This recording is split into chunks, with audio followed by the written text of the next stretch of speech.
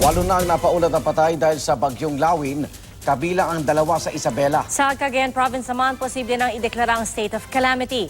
Saksi, sina Katrina Son at June Veneracion. Umuugong ang hangin. Nagngangalit ang ulan. Ito ang lupit ng bagyong Lawin na dahilan kaya magdedeklara na raw ng state of calamity ang probinsya ng Cagayan. Labas muna kayo, dito kayo sa kabila. Ang mga nasa hotel na ito, pinalikas sa mas ligtas na lugar dahil sa nagbagsakang mga salamin na naranasan din namin sa sinilungan naming abandonadong gusali.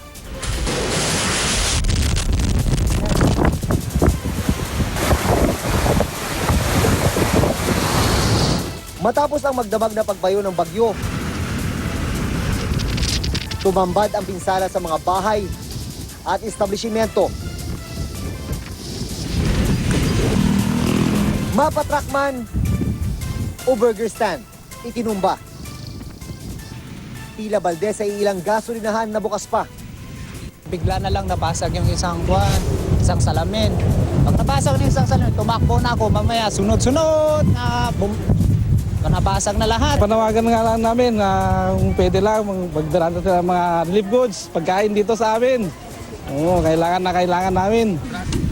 Sa kasagsagan ng bagyo, nalaglag at nalunod daw ang 70 anyos na si Mariam Diamla. Baha pa rin sa bahagi ng Tuguegarao kung saan siya nakatira. Talagang kailangan namin ang tulong ng national government para at least yung basic services ng power and of course accessibility and yung magiging passable lahat ang ating mga thoroughfares. Kaya ang Kapuso Foundation naghatid na ng tulong. Matindi rin ang epekto ng bagyo sa bayan ng Peña Blanca kung saan naglandfall ang bagyong Lawin. Maraming bahay ang natuklapan ng bubong, pati gasolinahan. At marami rin mga nabasag na salamin.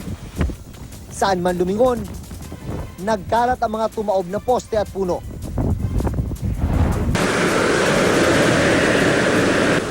Maging sa kalapit na Isabela, magkatuwang ang galit na ulan at hangin sa pagbayo. Naharangan ng mga sanga ang mga kalsada at pinasok ng tubig ang Kapitolyo. Nandito nga tayo ngayon sa loob mismo ng Kapitolyo ng Isabela, pero kung nakikita ninyo talagang napakalakas nitong hangin, dahil pumapasok pa yan na dito mismo sa loob. Yung mga kagamitan dito, isa-isa nga napapatumba. Ganyan kalakas yung hangin na dulot nga nitong bagyong Silawin. Pagliwanag, tumambad ang pinsala, kabilang ang mga nagibang bahay at mga puno. Masakit din ma'am, pero talagang ganyan lang ang buhay. Wasak lahat ma'am, lahat-lahat, pati yung kusina ko ma'am, wasak lahat. Umigay yung pader, tapos bumagsak sa bahay namin.